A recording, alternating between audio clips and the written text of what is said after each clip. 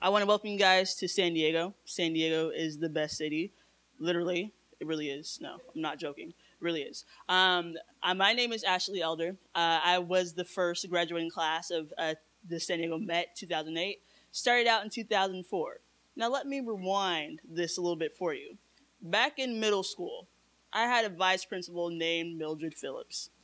Now, this lady would walk around campus, and you know when Miss Phillips was coming because you would hear her boots, and you're like, oh man, she's coming. Like, let's make sure you go to the other side of campus and be in ASB so then she doesn't even have to worry about you. Like, just get out of her way. Just don't even have any eye contact with her. So I'm thinking like, okay, she leaves. They're telling us, oh, Miss Phillips left. She's going to go start a new school. I was like, oh, good for her. Like, oh, good for her. Like, go ahead and she's going to go start her own school. Yes. And so I'm like, okay. 8th grade comes around. Yes, I'm going to Sarah High School. And my mom's like, you know what? I really like the school colors. You're going to go there. I was like, I'm fine with going to Sarah. I don't mind going to Sarah. I like the school colors too. All my friends are going there. And mind I say, I was a kid who was bussed out all the way from Paradise Hills, and Miss Badger knows. Paradise Hills is all the way close, like 5-10 minutes away from the border, all the way to basically Tierra Santa, which is like the middle. And I was bussed every morning to school. So I had to wake up on my own already, on top of doing this, go to school, didn't have to deal with Miss Phillips. Then only to be in 8th grade and be like, okay, I'm going to Sarah, Mom. This is it. We signed all the papers, registered to go to Sarah. Miss Phillips comes back to the campus. I was like, no. She's not here. They're like, no, Miss Phillips is here. I was like, no, she's not. Is she really here? And so she comes up and she's like, Ashley, I want you to tell your mother to give me a call. I was like, okay. I didn't tell my mom about the call. I'm going to be honest. I did not tell my mom about the call. I was like, no, I'm going to Sarah. The school that she's talking about, she's like, don't worry, I'll take care of you. I was like, Miss Phillips, I know you're going to take care of me, but I'm really looking forward to going to this high school and living a normal, typical life, you know, graduating with all my friends and be like, hey, what's up? Let's go, you know? Then Miss Phillips somehow got my phone number. She talked to my mother on the phone. My mom's like, are you sure you don't want to go to the school? No, Mom, it's fine. I don't want to go to the school. Let me just go. Let me go to Sarah. I just want to go. Well, so much for that. The next day, my mom's like, you know what? Let's go check this school out. Let's go to Mesa College.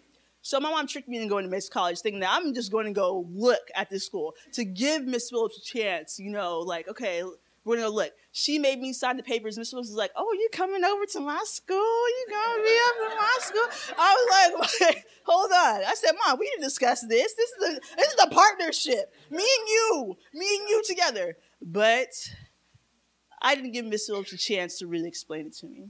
Never gave her a chance to explain it to me because she didn't need to explain it to me.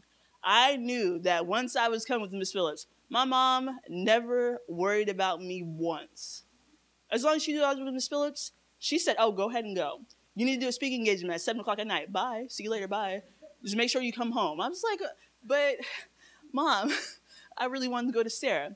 But the point of the matter of that story is that if I would have known in 2004, this is 2008, that I would be here right now giving a speech to you guys about how one lady took a chance on me to make me into the person I am today, you could not have paid me. I mean, to be thankful that Miss Phillips is still in my life right now. I mean, praise God every day. But let me tell you a little bit about my background. My mother's a single mother. She never graduated high school. She didn't even know what a high school textbook looked like. She had her first kid when she was 13 years old. And so before my mom could even start beginning to live her life, she was already a parent. She never knew what it was like to actually go to a high school dance or to be able to do anything. My mom, when I was going to elementary school and when I was going to middle school, she was learning with me, literally. She learned how to read. I had to go through Hooked on Phonics.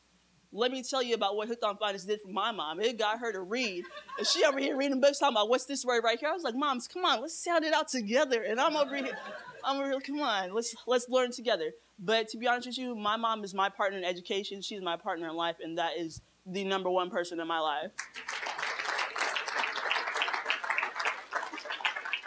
But most importantly, when my mom told me that I was going to the Met, yeah, of course I fought her. I mean, like, no, I wanted to go to Sarah. But at the same time, she said that This is something new. Give it a chance. And so what? If it fails, it fails. But at least you know that you started something that can potentially change the life of others.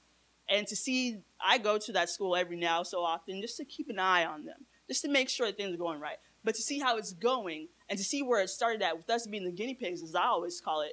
We started out 2004.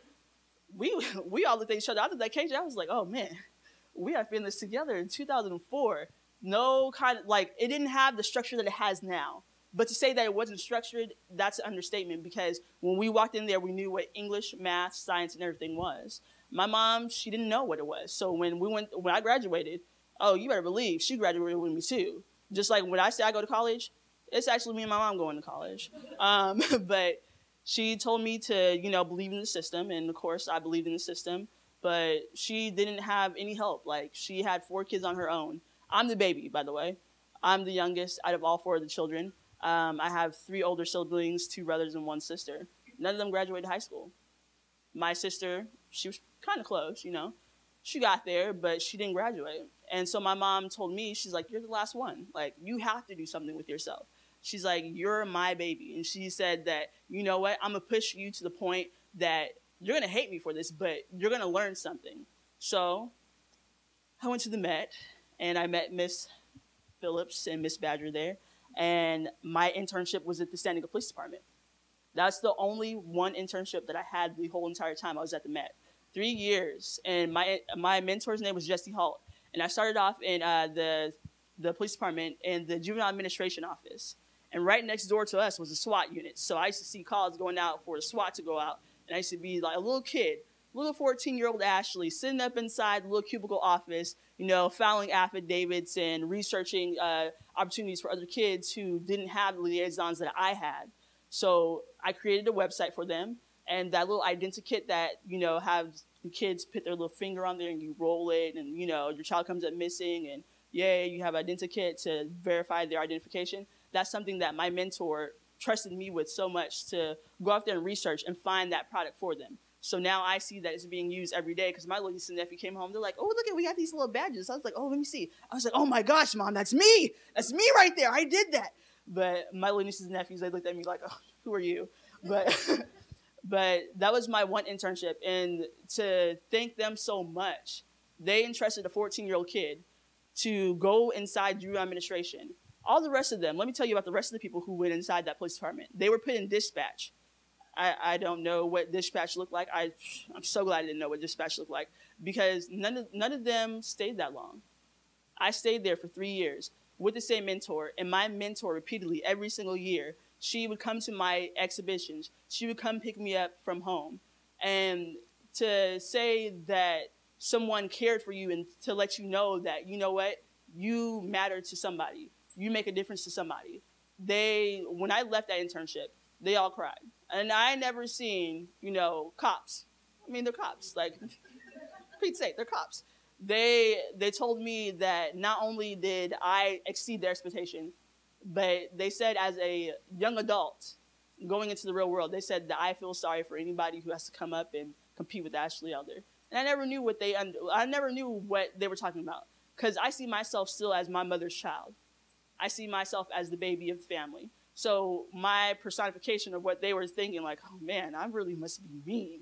So when I left that internship, that was a sad day, but it was a day that I knew what I wanted to do with my life. And when I went into the San Diego Met, it's always been either I want to be a politician, because I can argue with you about anything. This man right here told me I could sell ice to Eskimos when he first met me, or else I wanted to be in the police department. So to have that dream come true and to be able to intern with them and see how it was like, that made me into who I am now. Then progressing on to the college courses that we took PG 65, we took PG 120, and then I met Miss Villegas. Miss Villegas, I transferred into her advisory. And I told everybody, I wanted a challenge. That's what I wanted. Now, did I ask for the challenge that she gave me? No. But it was a challenge. Now, like Christopher, me and Miss Villegas, we're young adults. We're coming into ourselves. So, of course, we're gonna butt heads with people. But at the same time, I came back to the school, and me and Miss Villegas had a talk after I had graduated, give it a year or two to settle down and rest down. And I told her, I was like, thank you for doing what you did to me. Because at the same time, she challenged me in a way that I never knew that there was a challenge to be placed. Basically, she projected me into this woman that I am today. I was a girl when I met Miss Villegas, and I came out a woman because she told me that, you know what? You can keep on going and doing what you're doing. Yeah, you're smart. You got all this going for you. But what are you going to do with all this stuff? She pushed me. And I didn't like that push at the time. I didn't like the push at the time. I'm not going to lie. I didn't like it. But now you see me here, and I go back and I had to apologize to her because I pushed her in a way that wasn't so nice. But at the same time, we both came out of the situation and we both learned. So, yet again, I will thank you again. Give her all the praise. Come on. But now, I had taken my first course, and it was Black Studies. Now, I'm not too fond. I like education. I like politics, all that stuff. But my first course was amazing. I had amazing teachers and professors that basically pushed me, and they knew the model of the big picture, and they knew exactly what we were going through. They knew that what we were doing was something that was going to be big, but we all didn't know how big it was going to be. And so I did a couple courses. I did Black Studies, and I did political science, which is basically, I walked out of that classroom, me, KJ, and our other friend Selena, walked out of that classroom and were like, wow, that is a real college course. That is really scary. Oh my gosh, this is what's next. So I graduate, and Miss Phillips, she always told me, she said, so what is your speech going to be for graduation? I was like, what are you talking about? What is speech for graduation? I didn't even know what a speech for graduation was. I never really been to graduation. Then when I came to my own, of course, I was salutatorian. And I was walking up there, and I was like, oh, man, I'm nervous. She had us do speech proposals and stuff like that, and we had to work with Miss Harris. And finally, I got the speech down. I gave it. People wept. It was kind of like a rock star moment because I was up there. I was like, yes, yes, yes, I'm out of here. And I go to college, and if I had to give one advice to young people today, life is only what you make of it. And that's the thing that I've been going around telling some of you today is that, without being into education, without being part of your own education, there's no way that you could possibly know anything that you have now. Like, if I wasn't a vital part of my own education in the San Diego Met, right now, I could be taking the wrong college courses. I could be wasting my time taking the wrong college courses. I could be misguided. But because the Met had prepared me with super calendars, and with all these speaking engagements that Ms. Phillips has me do like every other year. And, Miss Badger with her internship program. I mean, like I said earlier about Miss Badger, I said, how can one woman do so much? One woman basically mobilizes this whole internship program in San Diego. And to say that people rival her, there's nobody that can rival what Miss Badger does. She gets us internships, and she let me tell you about what this woman did for me. I was over the bus. I was not going to catch the bus 2.5 hours. Not going to do it. Like, come on. 2.5 hours there, 2.5 hours back. So I'm spending a lot of time on the bus. Me and the bus are getting to know each other. Like, I'm saying, hey, maybe you need to fix the pipe back there because it sounded bad. So, but Miss Badger, every morning for about 2 years, she lived about 10 minutes away from me. And she's like, you live on the South Bay Express. That's what we call it. We call it South Bay Express because we both live by the border. She would come and pick me up every single morning so that I would not have to catch the bus. She would give me rides home so I wouldn't have to worry about catching the bus. When we had to stay, and I was like, I don't know how I'm going to get home from these speaking engagements because my mom doesn't have a car. Of course, I don't have a car. I'm a kid. And so she would give me rides home. And to say that my mom trusts Miss Badger, no. My mom listens to Miss Badger as though she is my second mom. And my mom told me to tell you guys today to say that when I walk out the door every single day, whether I'm going to work or whether I'm going to school, she said that she is a proud mommy. Her daughter graduated from the San Diego Met, the first to go to college out of all her kids, and basically almost the first person in my family to ever graduate college and have that in my future. So now I'm getting on the younger generation about doing the same thing.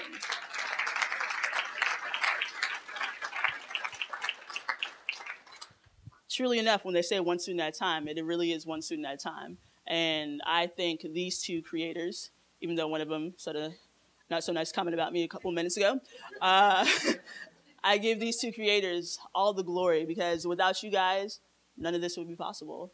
You know, for KJ, myself, and for others to say that we're one step closer to our dreams. We're not only one step closer, we're beyond that step. We're already in our dreams, and it's up to us to structure ourselves to get to where we want to be at. So I thank you enough, and I hope that you guys enjoy yourself at the school campus tomorrow, because, yet again, I was there once. And those kids, they probably are really, you guys are probably going to make them really nervous, but at the same time, you guys will hear some of the best stories, some of the best ideas from those kids themselves, because I was once one of those students. And to be up here to speak to you today is truly an honor, and I thank you for your time.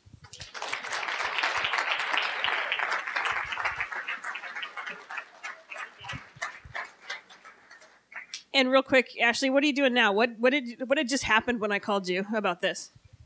Oh, yes. Okay. So she called me up, and I had just taken the test for the San Diego Police Department, the police academy. So took the test, and I was like, I'm nervous. And I had some hookups with the San Diego Police Department because I used to intern there. So one of my friends is assistant chief of police. He works with Chief Lansdowne, and he also works with recruitment. And my mentor, she's also lieutenant now.